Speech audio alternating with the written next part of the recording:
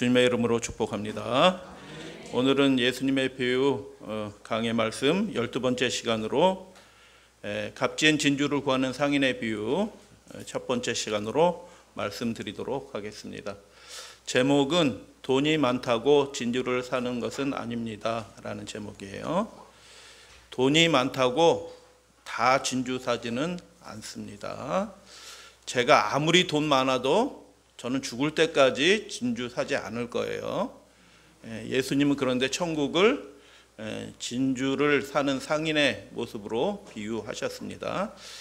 여러분들이 이 설교를 그전에도 들으셨고 다른 유튜브를 통해서 들으셨을 수도 있어요. 그런데 저도 그렇게 들었고 여러분들이 설교하는 걸 들었어요. 근데 진주의 속성을 천국의 속성과 비교하는 것은 예수님의 말씀과 아무 상관이 없습니다. 진주가 이렇게 고난받고 이렇게 고통 가운데서 그걸 싸고 이렇게 해가지고 이렇게 하고 이렇게 해서 진주가 생겨난다. 그래서 천국은 그렇게 고난을 통해서 이렇게 그거 예수님의 말씀하고 아무 상관이 없습니다. 예수님 말씀 없이 그냥 얘기하면은 그게 말씀이 돼요.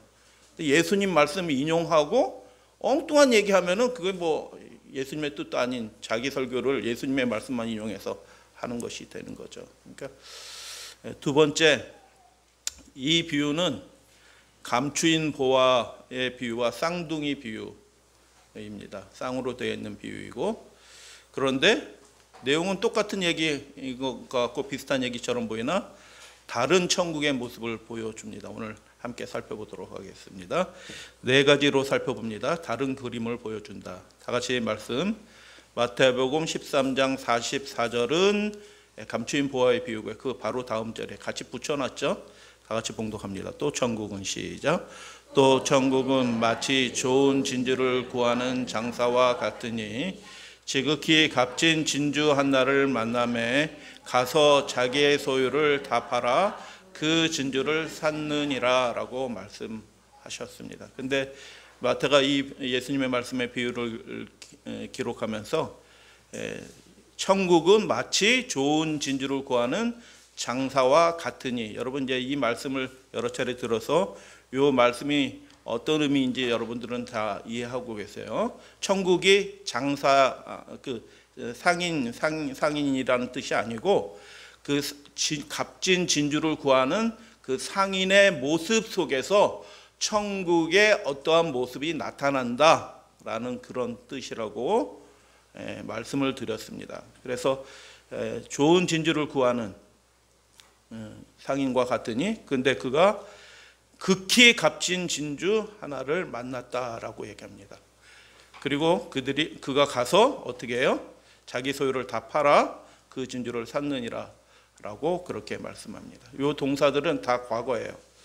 여러분, 하나님의 나라는 그것을 소유하는 것을 내일로 미루지 않아요. 하나님의 나라는 그것을 마음에 품는 일들을 그것을 발견한 즉시 그것을 마음에 품고 그것을 소유로 삼고 자기의 것으로 만드는 사람의 이 좋은 진주를 구하는 상인의 모습으로 나타난다라고 말씀하셨어요. 그래서 천국은 시작한 것을 과거예요. 마치는 사람입니다. 여러분, 우리가 믿음 생활을 시작하셨는데 그 믿음의 생활을 주님께서 바라시는 그 뜻을 마치는 사람의 모습 속에서 천국의 모습이 나타납니다. 진주를 사기 위해서 이 사람의 한 행동이 자기의 소유를 다 팔아라고 얘기합니다. 그러니까 진주 하나를 얻기 위하여 자기 소유를 다 바꾼 것입니다. 그러므로 이 상인에게 무슨 일이 벌어졌습니까? 모든 소유는 다 사라졌습니다. 그리고 동시에 진주 하나를 얻은 것입니다. 자기의 모든 소유가 다 없어졌고 진주 하나를 얻기 위하여 이 사람은 그 일을 주저하지 않고 과거 단번에 하는 것입니다. 단번에 그것을 얻으려고 그렇게 하였다라는 것입니다. 여러분, 그래서 천국은 가자 해서 가는 나라가 아니고요.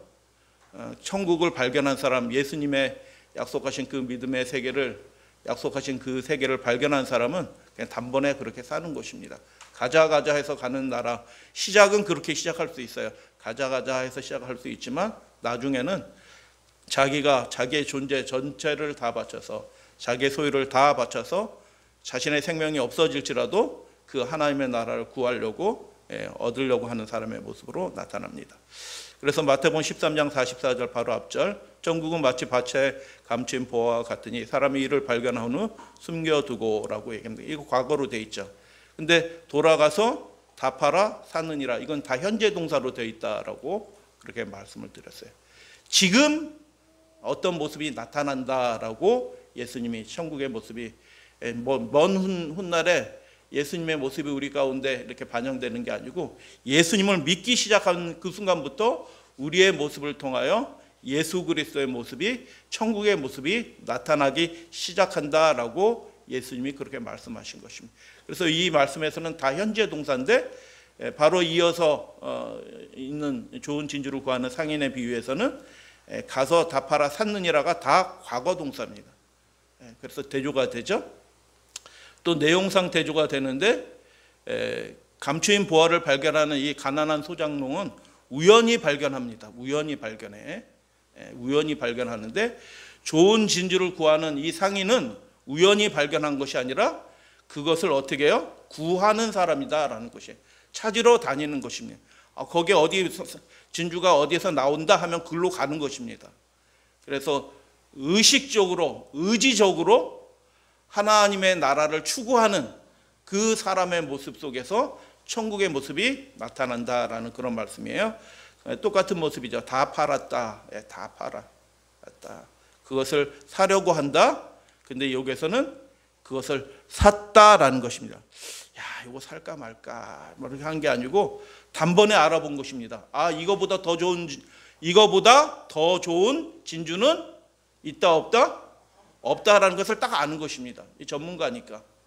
이거보다 더 좋은 진주는 이제 나올 수 없어. 이 진주가 유일한 진주야, 최고의 진주야라는 것을 단번에 알아차리고, 왜 단번에 알아차릴까요? 이 사람은 그 천국을 추구하는 사람이에요. 그렇기 때문에 그 나라가 자기 앞에 있게 될 때 단번에 알아차리고 그 나라를 사는 사람, 그 나라에 들어간 사람, 그 사람들을 나타낸다라는 것입니다. 그래서 여러분, 하나님의 나라를 추구하는 사람, 진리를 추구하는 사람, 영원한 것을 추구하는 사람, 이 땅의 것이 아니라 하늘에 있는 것을 추구하는 사람들은 그것들이 무엇인가 딱 깨닫는 순간 그곳에 자신의 삶 전부를 다 들여 그것을 사는 모습으로 나타나는 것입니다. 여러분 신앙생활은 우연히 예수님을 믿기 시작했을런지 몰라요. 그러나 어떤 사람들은 정말 간절히 하나님을 만나기를 추구하면서, 진리를 추구하면서 그렇게 하다가 예수님을 만나는 사람들이 있습니다. 어떤 사람이 행복한 사람일까요? 우연히 만나는 사람이 행복한 사람이에요. 간절히 그 하늘의 세계를 추구하다가 예수님 만나는 사람이 행복한 사람이에요. 결과는 똑같으니까 두 분 다 행복한 사람이에요. 그런데 이 사람은 의식적으로 그 세계를 추구하는 사람이에요. 천국은 그런 것입니다. 천국은 침노하는 자예요. 추구하는 자에게 주어지는 것입니다. 저절로 주어지지 않고요, 그것을 가치 있게 여기고 그것을 바라고 소망하는 자들에게 주어지는 나라, 그것을 얻기 위하여 자신의 소유를 다 팔아도 아깝지 않다라고 생각하는 그 사람. 이 비유 일상생활의 버전으로 생각하면은, 저는 죽었다 깨도 반값으로 준다고 해도 저는 안 사요. 10분의 1로 10분을 한 다음에 사가지고 팔겠다. 이 진주가 탐나서 사지는 절대로 않죠.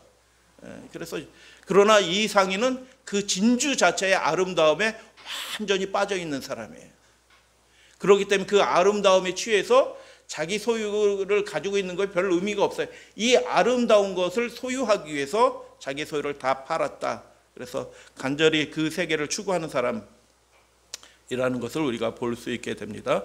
두 비유 사이에, 두 사람 사이에 어떤 차이가 있을까라는 것들을 한번 묵상해 보시게 되길 바랍니다. 공통점도 있고 차이점도 형격하게 있잖아요. 한번 나는 어떤 사람인가, 나는 지금 어떤 형편에 있는가라는 것들 한번 개인적으로 묵상하시게 되길 바랍니다. 두 번째, 진주를 구하는 그 상인의 모습에서 천국이 드러난다라고 예수님이 그렇게 말씀하신 거예요. 진주를 찾아 여기저기 돌아다니는 그 상인의 모습, 그 장사의 모습에서 천국의 어떤 모습이 드러난다라는 것입니다. 여러분, 이게 뭔지 아십니까? 혹시? 두리안같이 생겼어요. 맞아요. 저도 이거 만점 봤을 때 두리안같.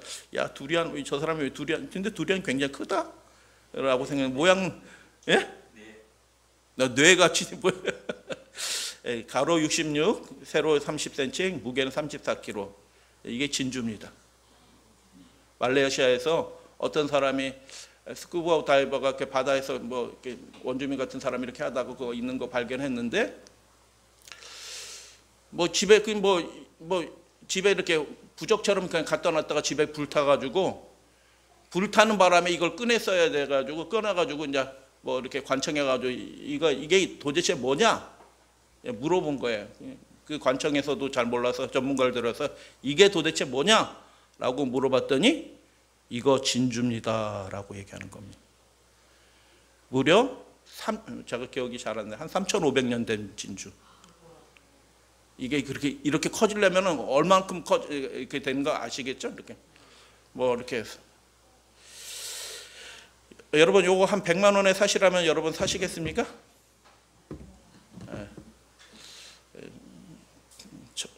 나중에 여러분이 아실 이 가치를 알게 되면은 그때 샀을 걸 이렇게 해야 되는 것입니다. 여러분, 하나님의 나라도 천국도 진짜 그분의 영광의 나라가 이 땅에 임하게 되면은 이 땅 그 나라를 위해서 준비되지 않은 사람은 그때 내가 그 교회 가서 열심히 예수님 배웠을 걸 이렇게 하는 것입니다. 그때는 가치를 모르니까 그때 그 하나님의 나라를 샀어야 되는데 그때 못 사가지고 그 하나님의 나라가 임할 때, 그 영광스러운 나라가 임할 때 막 크게 후회하는 겁니다. 100만 원에 사라고 하면은 저도 정보가 없이 이거 뭐 이렇게 뭐 필리핀 말레이시아인데 말레이시아 갖고 이거 100만 원에 사세요. 이게 뭔데? 진주예요, 진주. 진주가 동그랗게 생겨야지 이게 뭐야? 동그랗게 반짝반짝 생겨야지 이게 진주가 뭐야? 근데 이게 가격이 얼마냐 정도 되면 390억, 400억입니다. 400억. 여러분, 하나님의 나라가 그런 가치가 있는 나라라는 것을 우리가 지금 실감은 못해. 사실은 믿기는 하는데, 하나님의 나라는 돈으로 주고 살 수 있는 나라가 사실은 아니에요. 예수 그리스도의 보혈의 피로 사서 우리에게 선물로 주어진 나라예요. 근데 그것을 살려고 하는 사람들은 어떻게 하냐면 자신의 소유 전부를 다 바칠 의향이 있는 사람들에게 선물로 주어지는 나라인 것입니다. 할렐루야, 아멘. 천국은 값진 진주를 구하는 사람과 같다고 하셨습니다. 예수와 사도 시대에는 진주가 매우 진귀했습니다. 진주를 여기 예루살렘 보이시나요? 저 지중해 옆에 빨간 거 펴신 거 예루살렘이에요. 저기가 밑에 이제 사우디아라비아, 저쪽 밑으로는 오른쪽 인도, 맨 밑에는 스리랑카, 실론섬 스리랑카가 있는데, 진주가 아라비아 사는 진주 홍해산이죠. 홍해산 진주가 나와요. 근데 여러분, 홍해까지 가는 것도 먼 길이에요. 근데 뭐 버스 타고 가요? 비행기 타고 가요? 먼 길을 이동해서 거기에서 진주를 구해서 오는 겁니다. 근데 이 홍해산 진주는 별로 싸구려야. 좀 더 좋은 진주가 나는 것이 저 페르시아만에서 나는 진주가, 저 이란 앞바다, 이란 그쪽에서 나는 진주가 좀 더 좋은 진주예요. 여러분, 그 좋은 진주를 구하는 상인은 그래서 어디로 갈까요? 홍해로 갈까요? 페르시아만으로 갈까요? 페르시아만으로 가죠, 당연히. 더 멀리 가는 수고를 아끼지 않는 것입니다. 천국을 얻기 위해서 내가 육신적으로 고단하고 힘든 것들을 아끼지 않아요. 그것을 얻기 위해서 그 먼 곳까지 기꺼이 가는 그 상인의 모습에서 천국의 모습이 발견되는 것입니다. 여러분, 안식일 날 정각 출석 권합니다. 기꺼이 그렇게 할 의도가 있습니다. 동의하시죠? 교과 공부하기를 권면드립니다. 기꺼이 그렇게 할 의지가 있습니다. 더 많은 것들을 예수님이 요구하실지라도, 우리에게 더 힘든 것을 예수님이 요구하실지라도 그 천국을 주신, 그 은혜로 주신 예수님의 그 명령을 우리가 기꺼이 수용할 의지가 있습니다. 그 모습이 진주를 구하는 이 상인의 모습이 통해서 나타나는 천국의 모습이에요. 우리에게 더 멀리 가라 하고 할지라도 그것을 이루기 위해서 기꺼이 그것을 할 의지가 있는, 추구하는 그 사람의 모습에서 천국의 모습이 나타난다. 그런데 페르시아만에서 나는 진주가 조금 더 좋은 진주인데, 예수님 당시 얘기하는 거예요. 더 좋은 진주가 나는 데가 있네요. 어딜까요? 인도. 마가가 전도하러 인도까지 가잖아요, 나중에. 마가 요한이. 근데 인도까지 가는데, 마가 요한인가 누가 가죠? 도마. 예, 감사합니다. 도마가 거기까지 가잖아요. 땅끝인 줄 알고 간 겁니다. 땅끝인 줄 알고, 거기가. 그 당시 사람들의 세계관에서는 인도가 땅끝이에요. 그런데 그곳까지 진주 상인이 거기가 더 좋은 진주가 난다더라라는 이 소식을 듣고 어떻게 이 진주 상인은 그 몇 년에 걸쳐서 1년 넘게 한 2년 걸려서 가는 겁니다. 그 진주 하나를 얻기 위하여. 근데 인도에 가서 살펴봤더니 정말 좋은 진주가 있네. 마음을 완전히 매료시키는 진주들이 있네. 기쁘네. 여기까지 왔는데도 다리는 고단하고 얼굴은 시커매졌고, 원래 희끔희끔하던 사람인데 하도 이렇게 걸어왔더니 인도 사람처럼 시커매졌네, 얼굴이. 그래도 기쁘네. 근데 인도 와서 진주를 살펴보다 보니까 인도 사람들이 얘기하는데 어디에 더 좋은 진주가 있다더라? 저 실론 섬에 있대더라. 거기까지 가는 겁니다. 진주, 값진 진주를 구하려 하는 이 상인의 모습에서 천국의 어떤 모습이 나타나기 시작한다, 보인다라는 뜻이에요. 여러분, 예수님이 우리에게 요구하는 것이 더 한 발자국 요구하는 것들이 있으면 그것을 기쁘게 수용하는 것입니다. 예스, 아멘 하고 수용하고 그리로 가는 것입니다.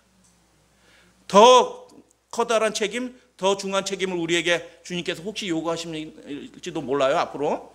그러면 그것도 역시 기쁘게 받아들이는 그 사람의 모습 속에서 그 안에 이미 누가 있다? 예수님이 계시고 그 안에 이미 하나님의 나라가 이루어져 있다. 할렐루야, 아멘이라는 것입니다. 그래서 여러분, 교회는 어떤 곳이냐 하면 자꾸 부담을 지어주는 곳이 교회여야 되는 것입니다. 교회가 편한 교회는 그건 교회가 아닙니다. 주님 안에서 책임을 점점점 더 나눠지는 교회가 진짜 좋은 교회예요.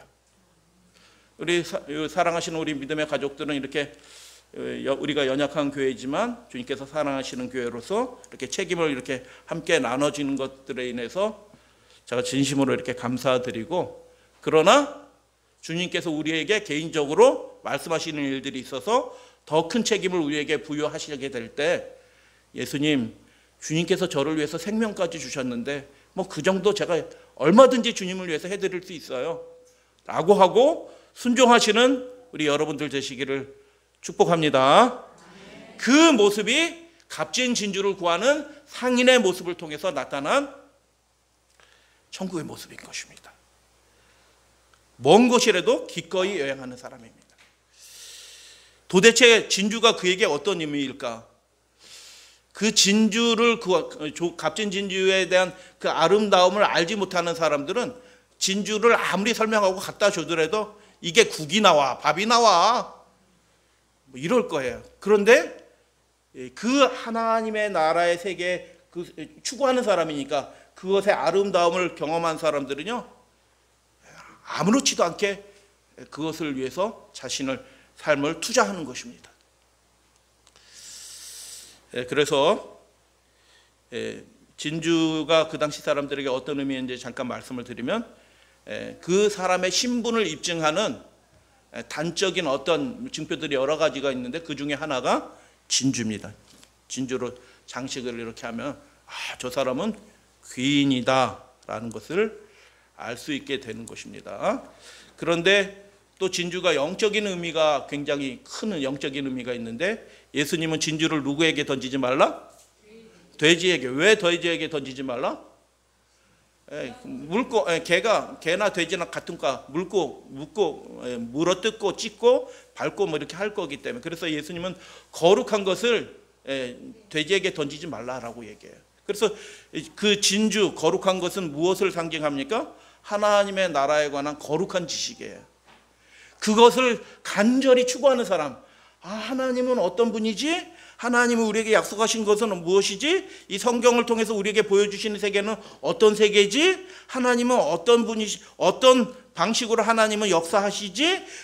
어떤 기도가 응답이 되지? 어떤 예배를 하나님께서 기뻐하시지? 라고 그 하나님 나라에 관한, 그 하나님에 관한 거룩한 지식을 추구하는 그 사람이 값진 진주를 구하는 상인의 모습인 것입니다.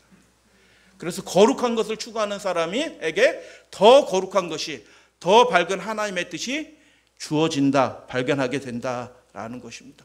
저절로 그 거룩한 지식이 생겨나지 않아요.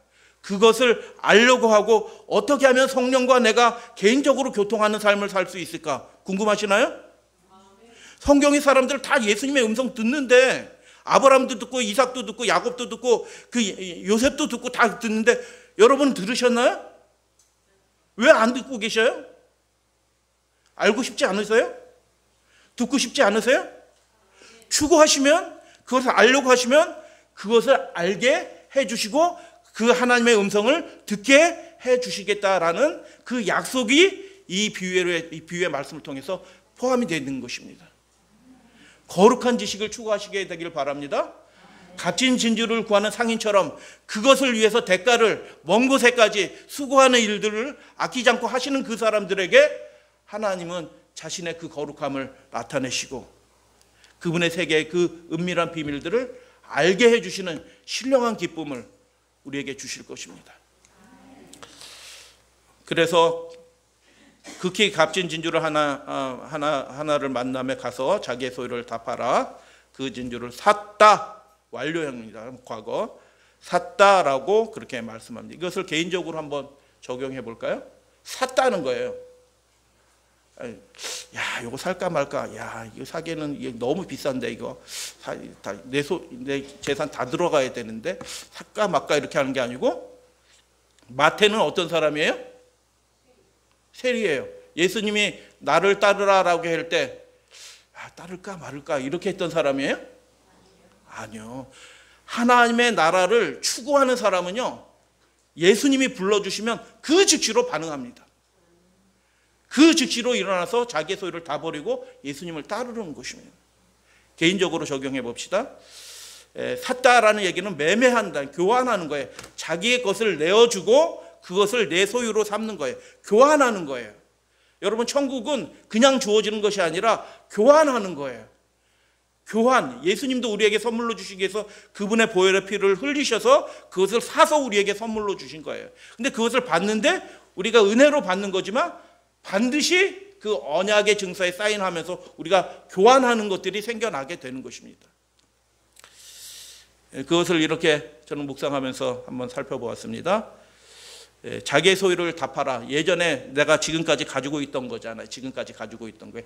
그게 나쁜 것은 아닐 수도 있어요. 여러분, 지금 가지고 있는 게 나쁜 게 아니잖아요. 하나님이 인도해 주신 것으로 인해서 내가 어떤 경험을 가지고 있고 지식을 가지고 있고 재산도 가지고 있어요. 그게 나쁜 게 아니에요. 그러나 그 하나님의 신령한 부르심, 거룩한 부르심이 있을 때 예전의 삶을, 지금 가지고 있는 것을 다 포기할 의도가 있는 그에게 새로운 삶이 주어진다는 것입니다. 여러분, 새로운 삶은 어떤 사람에게 주어지냐 하면, 제가 일일이 여기 증언의 말씀 다 찾지는 않고 그냥 말씀드린 거예요. 새로운 삶이 주어지는 사람은 어떤 사람들에게 주어지냐면, 예전의 삶을 다 내려놓을 의지가 있는 사람, 그렇게 할 의지가 있는 사람에게 새로운 삶이 주어지는 겁니다. 내가 너를 새롭게 해줄게, 고쳐줄게, 복되게 해줄게, 아무리 예수님이 말씀하셔도요, 그것을 살려고, 교환하려고 딱 선택하지 않는 사람들에게는 새로운 삶이 안 주어져요. 그러나 그런 의도가 있는 사람들에게는 하나님이 주시는 신령한 세계, 그 거룩한 세계, 그 천국의 비밀들이 그에게 선물로 주어지는 것입니다. 그러므로 여러분, 좀 부담이 되시잖아요. 그죠? 야, 이거 천국에 들어가는 게 만만치 않네. 이게 보통 아니네. 근데 이 일들을 이루시는 분은 우리 속에 계신 성령 하나님을 통해서 그 일이 이루어지는 것입니다. 내가 하는 것이 아니에요. 그러니까 우리가 끊임없이 내 자신을 내려놓고 성령의 음성을 귀 기울이고 예수 그리스도를 바라보는 연습을 하는 그 사람들에게 이 일이 아주 자연스럽게, 결단이 아니에요. 사는 게 진주 상인이 이야 내가 50년 살아왔는데 처음 이런 진주 처음 봤네. 하나님이여, 신이시여, 이런 것을 나에게 발견하게 해주셔서 너무너무 감사합니다 하고 막 하나님을 찬양하고, 그런데 이게 값이 너무 비싸다.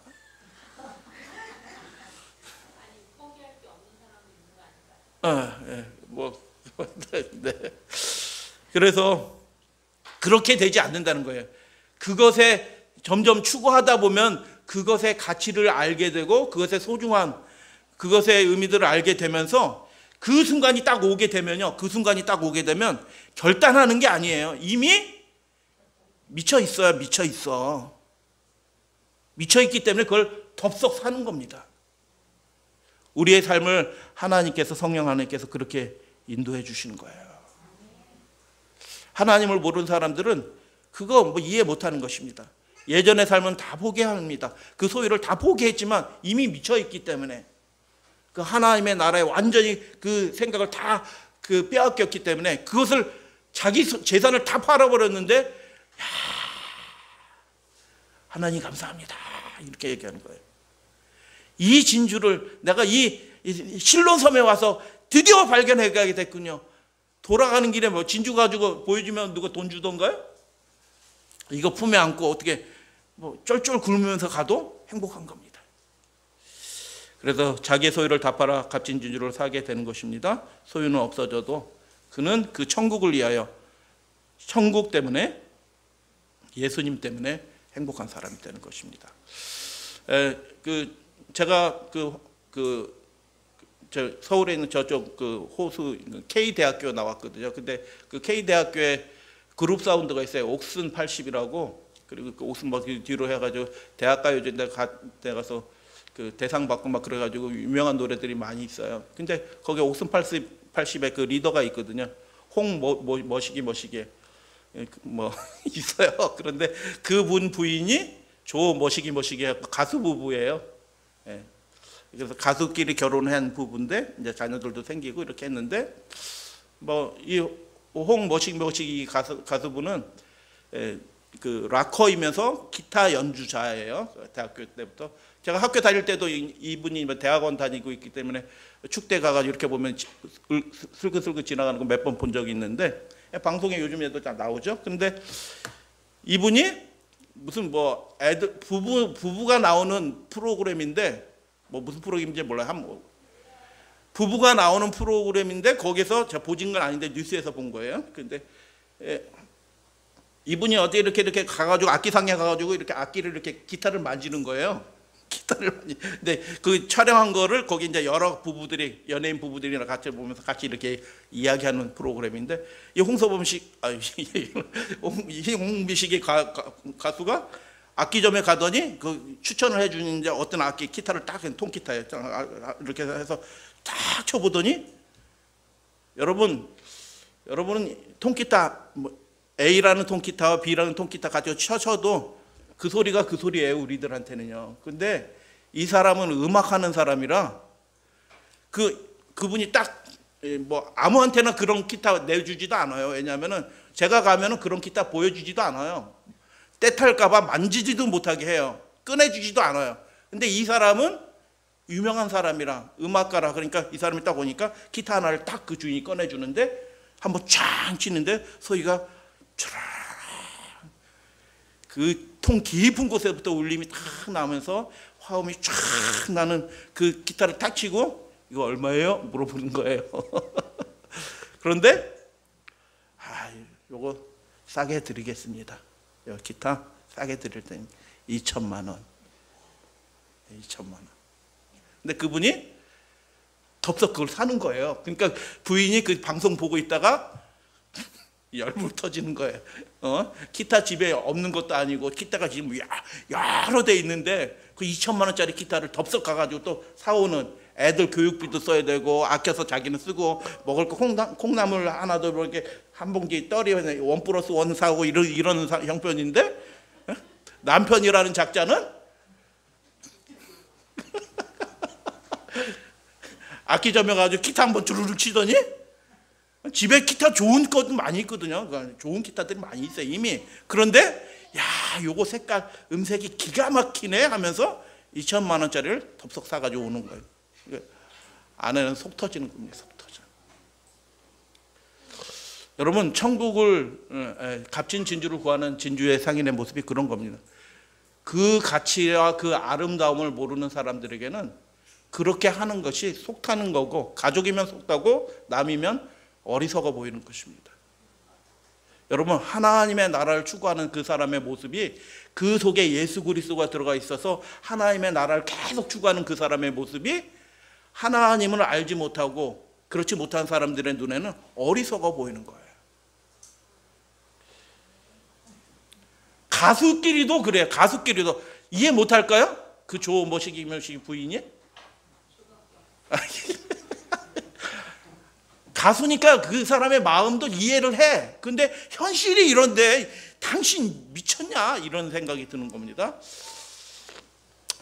베스도가 유대 총독으로 새로 왔습니다. 베스도가 유대 총독으로 새로 와가지고 유명한 죄수가 감옥에 있다는 소식을 듣고 만나기를 원합니다. 그 사람이 누구예요? 바울이에요. 그럼 바울한테 와서 뭐 이런저런 대화를 나누는데 바울이 그 총독한테 분봉왕이 높아요? 총독이 높아요?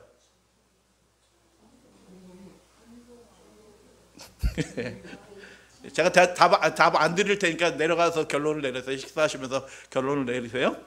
총독이 왔는 새 총독이 부임하고 이제 부르는데 그 앞에 가가지고 제가 이렇게 억울한 일을 당했고 감옥에 갇힌 겁니다. 저를 좀 내어주세요. 이런 얘기하지 않고 바울이 무슨 얘기예요?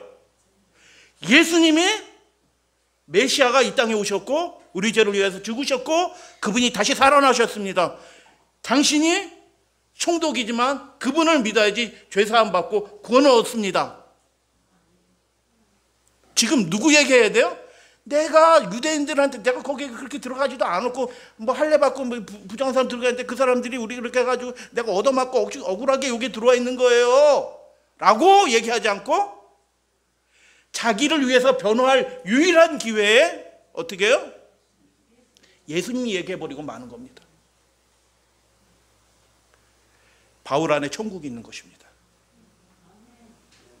그것을 추구하던 바울이 하나님의 거룩한 것을 추구하던 바울이 예수님을 알게 된 그 순간 어떻게 해요? 자신의 전부를 바쳐서 예수님을 산 것입니다. 그래서 그 얘기를 듣던 총독이 어떻게 해요? 바울아 네가 학문이 많아서 네가 미쳤구나. 그러니까 바울이 뭐라고 얘기해요? 다 같이 한번 읽어볼게요. 이게 우리의 고백이 되었으면 좋겠습니다. 시작. 내가 미친 것이 아니요 참되고 온전한 말을 하나이다.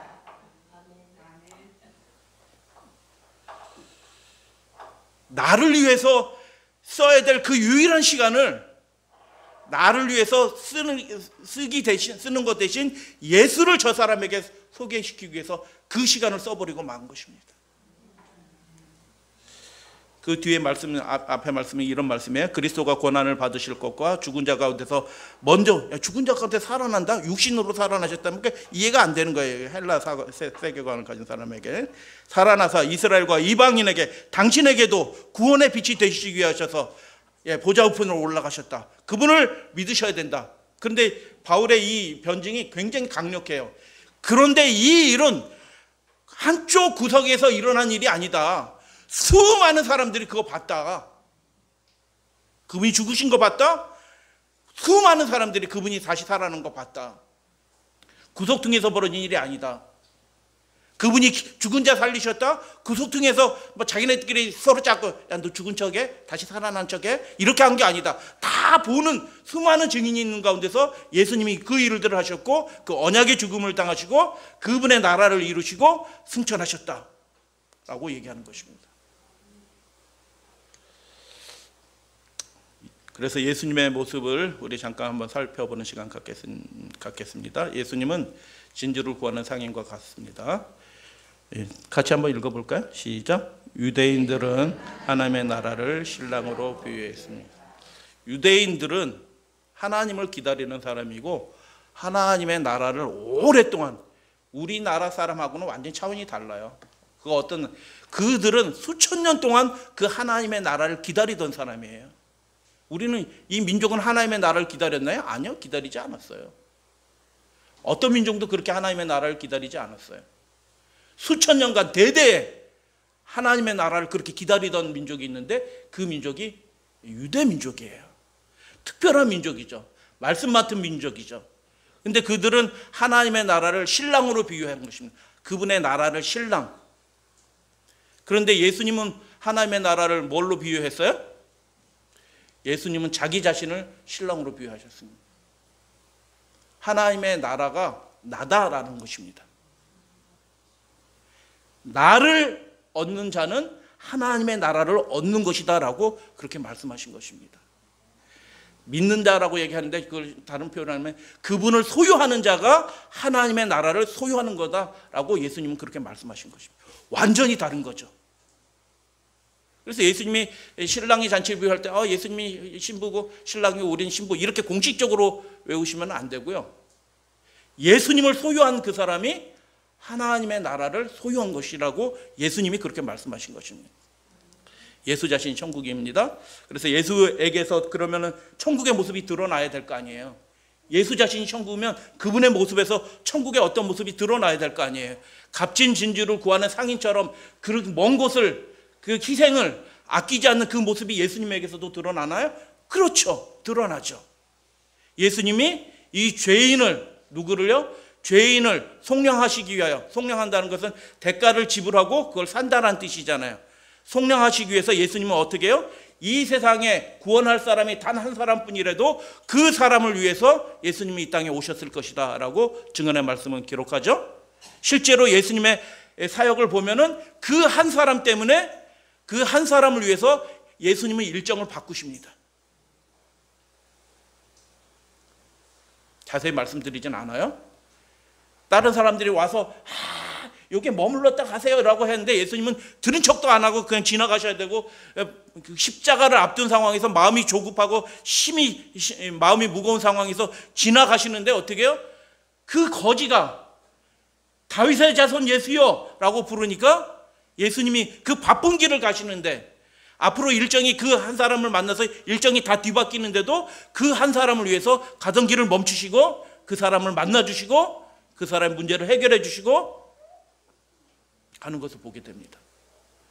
여러분, 그래서 이 증언의 말씀 속에서 구원할 사람이 단 한 사람뿐이라도 예수님은 이 땅에 오셨을 것이다 라는 말씀이 그냥 은혜로운 말씀이 아니고 실제로 예수님의 생애였던 것입니다. 여러분, 여러분의 비밀을, 여러분의 고민을, 우리의 고민을 해결하시기 위해서 예수님은 그분의 계획을 바꾸실 의도가 있으신 분이셔요. 우리의 가정까지 나와서 도와주실 의도가 있으신 분이시다라는 것을 여러분 믿으시게 되길 바랍니다. 자신의 모든 것을 바쳐서 예수님은 이 땅에 보아 하나님의 나라의 그 백성들을 사셨다라는 것입니다. 그 한 사람을 사시기 위하여 예수님은 멀리 오셨다. 아주 멀리 오셨다. 멀리 오셨을 뿐만 아니라 아주 낮아지셨다.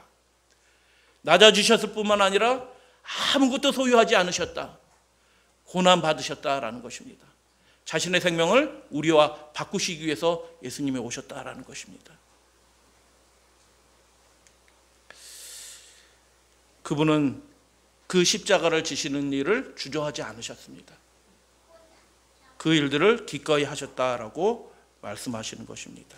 그리고 우리를 얻었기 때문에 그분은 당신이 당한 그 모든 고난을 잊고 행복해 하시는 분, 기뻐하시는 분, 하나님 감사합니다 라고 하시는 분이다 라는 것입니다. 예수를 통해서 보여준 천국은 값진 진주를 얻기 위하여 먼 곳까지 여행하는 사람의 모습인 것입니다. 예수님 자신이 그러신 분이셨습니다. 행복해 하시는 분이셨습니다. 예수님 자신이 그러했습니다. 여러분, 이제 적용의 말씀 함께 나누고 말씀을 마치겠는데요. 그러면 재림 직전을 사는 이 마지막 시대 사람과 그 값진 진주에 관해서 한번 살펴보도록 하겠습니다. 다 같이 한번 읽어볼까요? 시작. 예수가 천국의 처음과 나중이시다. 이거 고백하시게 되길 바랍니다. 예수님이 천국의 시작과 천국의 나중이시고 천국의 알파요 천국의 오메가신 분이십니다.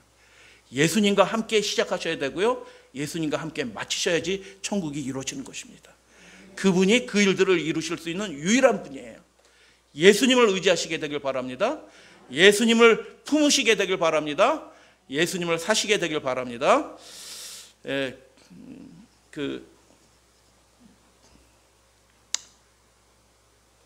할머니가 나이 많은 할머니는 아니에요. 젊은 할머니예요. 젊은 할머니에게 손주가 몇 살 정도 됐나요, 사모님? 3학년, 초등학교 3학년이니까 우리 교인이에요. 우리 교인이에요. 우리 교인. 근데 교인인데 그 손주니까 통화하면서 할머니한테 그러는 거예요. 걔도 우리 교회 다니네. 할머니, 저 돼지고기가 너무너무 먹고 싶어요. 돼지고기를 먹어봤는지 어떻게 했는지 하여튼 학교에서 급식이 나오는지 뭔지 모르겠어요, 자세히. 근데 엄마가 압니다. 야, 이게 대쟁투가 벌어지네. 엄마는 안 믿고 할머니는 믿고. 엄마가 애를 키우는데 할머니가 영향력을 얼마나 믿음의 영향을 미칠 수 있을까? 돼지고기가 너무너무 먹고 싶어요. 근데 할머니가 성경 얘기 들려주고 교회 데리고 가고 이렇게 하니까 하나님이 돼지고기 먹는 걸 기뻐하신다? 안 기뻐하신다? 우리를 위해서 안 기뻐하시는가 배우니까 이 조그만 애도 머리가 돌아가는 거야. 먹어봤어. 맛있어. 부드럽고 야들야들하니 목구멍에 착착 감기니 싹 넘어가는 게 아주 맛있거든요. 그러니까 할머니 전화하면서 돼지고기가 너무너무 먹고 싶어요. 그러니까 할머니가 이 아이에게 뭐라고 얘기해 줬을까요? 그래, 누구누구야, 돼지고기가 그렇게 먹고 싶어? 네, 너무너무 먹고 싶어요. 그래, 그러면 이번 딱 한 번만 먹고 다음부터 먹지 말자. 그렇게 할 수 있겠어? 이렇게 물어보니까 그 애가 그래. 그래요? 네, 알았어요, 할머니. 이렇게 하고 이제 전화가 끊어졌어요. 그 다음에 이제 전화 통화를 위해서 물어보는 거예요, 할머니가. 누구누구야, 너 그때 돼지고기 너무너무 먹고 싶어 한다고 그랬지? 돼지고기 그래서 먹어봤어? 먹었어? 이렇게 물어보니까 그 조그만 어린아이가 뭐라고 대답할게요? 할머니, 제가 돼지고기가 너무너무 먹고 싶었는데 할머니가 어떤 생각이 들면은 먼저 예수님께 물어보라고 하셔서 제가 기도했거든요. 예수님, 제가 돼지고기가 너무너무 먹고 싶어요. 어떻게 해야 되나요? 라고 기도했더니 할머니, 돼지고기가 먹고 싶은 생각이 싹 없어졌어요.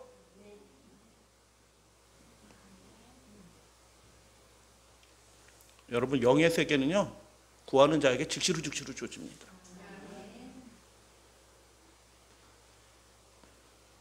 아주 단순한 겁니다, 사실은. 아이들도 경험하는 천국입니다. 이미 그 세계가 이루어지고 있는 천국이에요.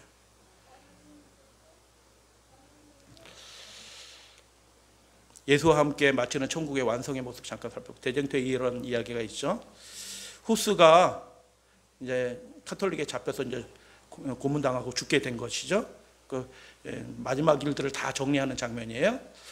그가 화형주에 결박되고 불을 붙일 수 있는 준비가 갖춰졌을 때 그 순교자는 자기의 생명을 보존하기 위하여 다시 한번 그의 오류를 취소하라고, 너 취소하면 살려줄 수 있어 라고 교황권이 그렇게 얘기합니다. 그러나 그는 다음과 같이 대답합니다. 그리고 그 대답을 한 다음에 화가 난 그 교황권 사람들이 나무의 장작더미에 불을 붙이고 막 타오르는데 그렇게 찬미하면서 기도하면서 죽었다고 그러죠. 나 묵지 마라. 나 발버둥 안 칠 테니까 나 묵지 마.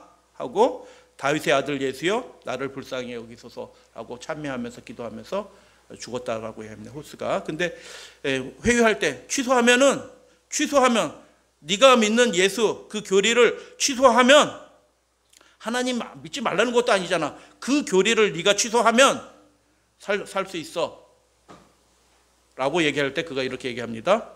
무슨 오류를 취소하라고 하는가? 나는 아무런 죄를 짓지 않았다고 생각한다. 내가 저술한 것과 전파한 것은 모두 사람을 죄와 멸망에서 구원하기 위한 것이었음을 하나님의 이름으로 증거한다. 아멘. 오히려 진리를 더 크게 확신 있게 그 마지막 순간까지 증거하는 것입니다. 그러므로 다 같이 한번 읽어보겠습니다. 시작. 그러므로 나는 내가 젖으라고 전파한 이 진리를 나의 피로써 확인하기를 매우 기뻐한다. 이 번역이 좀 이상한데 제가 확인은 못 해봤는데 아마 이런 뜻일 거예요. 진리를 내가 전파한, 내가 믿은 그 진리를 나의 피로써 확인하게 된 것을 매우 기뻐한다. 투부정사일 것 같아요. 아무리 봐도 제가 보기에는. 그렇게 하기에는 나의 피로써 그것을 확인할 수 있게 돼서 너무 기쁘다. 진주를 상인, 자기 소유를 다 팔아 그 값진 진주를 사는 상인의 모습과 똑같은 것입니다. 그 소문이 싹 돌았습니다. 전 유럽에 다 돌았죠. 근데 또 그와 함께 동역자인 누구예요? 제롬이 잡혔습니다. 화영지가 또 세워지게 생겼습니다. 그런데 이번 전략을 바꿨어요. 이렇게 하니까 사람들이 후스 하는 거예요. 그러니까 야, 이거 이래서는 안 되겠다. 그래서 회유 정책으로 바꿨습니다. 그래서 그를 회유합니다. 야, 너 죽을 필요 없다. 너 가족한테 돌아가야지. 너 재산 안 벌고 다 보장해 줄게. 너무 사서 고생할 필요가 뭐 있냐. 이렇게 해서 제롬의 용기는 꺾이고 결국 그 로마 교황권의 회의에 굴복했습니다. 그는 가톨릭 신앙을 굳게 지킬 것을 서약하고, 여러분 앞으로 그런 일들이 생겨납니다. 국가가 명령하는 대로 행하십시오 할 때 네 그렇게 할게요 하고 따라다니시면 안 됩니다. 위클리가 그 당시 카톨릭이 교회고 국가인 거 아시죠? 후스가 가르친 그 교리 중 소위 신성한 진리 이외의 것을 정지한 회의의 결의를 그가 정지한 것을 수락하였다라고 얘기합니다. 제롬은 진리를 완전히 버리지 않으면 생명을 보존할 수 없게 되었습니다. 그러나가 중요해요. 여러분 우리가 신앙생활하다 완전하게 그냥 정로를 갖다 1단계, 2단계, 3단계 해서 10단계까지 딱 해서 골인, 완성 이렇게 되지 않고 우리도 연약한 자라 실수를 하게 되는 것입니다. 뒤로 물러갈 수도 있어요. 근데 여러분 진주를 구하는 상인의 모습은 어때요? 다시 돌이키는 자의 모습인 것입니다. 제롬은 그 신앙을 고백하는 동시에 자기의 형제 순교자의 뒤를 따라 화형을 당하기로 마음을 돌이킵니다. 그는 지난번 말을 취소하고 죽음을 각오한 사람으로서 변명할 기회를 달라고 엄숙히 요구했다. 그는 후스 얘기하는 거예요. 아무 죄 없이 유죄 선고를 받았다. 나 역시 죽음을 각오하고 있다. 나의 원수들과 거짓 증인들이 말해내는 고통을 나는 두려워하지 않을 것이다. 똑같아진 것입니다. 그는 자기가 진리를 부인한 그 사실에 자책감을 느끼면서 내가 왜 그랬을까? 주님을 내가 왜 이렇게 슬프게 해드렸을까? 후회하면서 계속해서 말했다. 그리고 장례에서는 그 회의장에서 소동이 막 일어났고 이단이다 죽여라 막 이렇게 하는 일이 벌어집니다. 그때 그 소리를 잠잠케 하는 목소리로 성경으로 나의 오류를 지적해 준다면 나는 그것을 거리낌 없이 버리겠다라고 이야기하면서 그가 이제 화형장으로 끌려가서 죽임을 당하게 된 것입니다. 화염이 역시 그를 둘러싸게 되고 그는 최후의 기도를 드렸습니다. 그리고 외치고 잠들었습니다. 뭐라고 최후의 기도를 드렸을까요? 진주를 구하는 상인의 모습, 자신의 모든 것을 팔아 그것을 사는 상인의 모습, 시작은 미약했을지 몰라도 나중은 온전해지는 하나님의 모습, 예수님과 시작해서 예수님과 마치는 그 천국의 모습, 그 모습을 이 기도에서 우리는 보게 됩니다. 같이 한번 읽어볼까요? 시작. 주여 전능하신 아버지여 나를 불쌍히 여기사 내 죄를 사하여 주옵소서. 내가 언제나 당신의 진리를 사랑하는 줄을 당신이 아십니다. 아멘.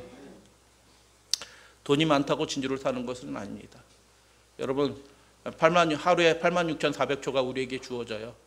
하루에 86,400초가 우리에게 주어집니다.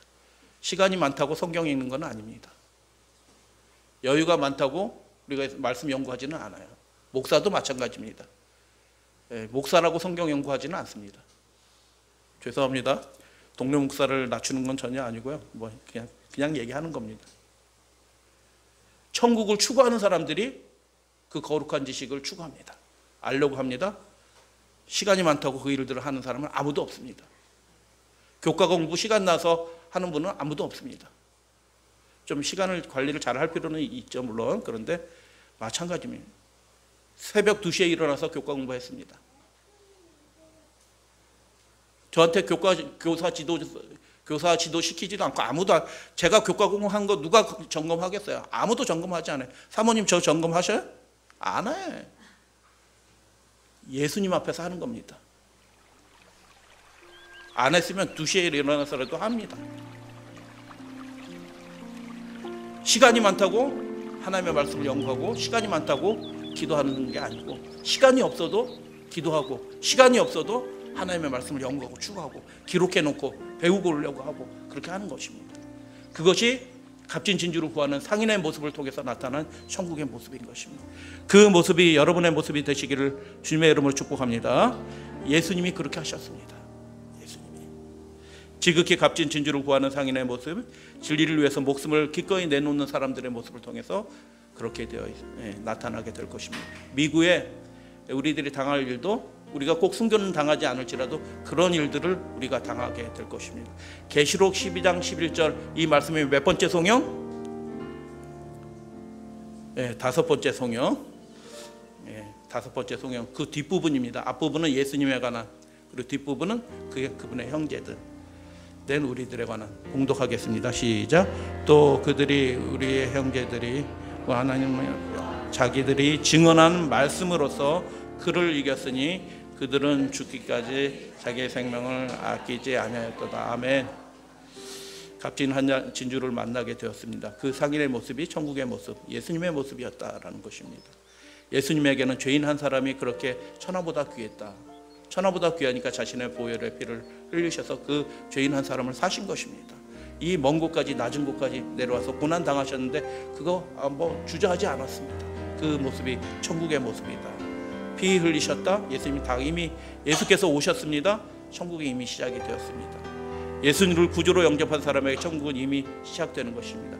그 어린아이, 초등학교 3학년짜리 어린아이 입술에 기도를 받으시는 하나님, 그래서 그 10년 가운데 성령께서 역사하셔서 돼지고기 먹고 싶은 마음을 완전히 싹 없애주신 하나님의 거룩한 영의 역사가 예수를 주로 영접한 그 사람들의 심령에 구하는 자에게 그 천국이 완성되고 있다 라는 것을 그래서 여러분 그 완성을 미루지 마시기를 바랍니다. 자기 생명을 아끼지 아니하였도다. 그분의 형제들은 완성을, 그 믿음의 완성을 이루어주시기 원하시는 그 예수님의 도우심이 지금 내려지고 있는 이때 그 한 걸음 내디디시고 그 믿음의 완성을 경험하시는 우리 믿음의 가족들 되시기를 축복합니다. 천국은 그래서 천국을 구하는 그도 진주상인 예수가 그랬던 것처럼 천국을 위해서 자신을 다 드리는 모습으로 그렇게 나타납니다. 이렇게 됩니다. 자연스럽게 이렇게 됩니다. 성령 안에서 그렇게 구하시고 추구하시다 보면 이 일들이 반드시 누구에게나 어린아이에게도 이루어지게 되어 있는 나라다라는 것을 생각하시고 그렇게 천국을 구하시는 여러분들 되시기를 축복하면서 말씀을 마칩니다.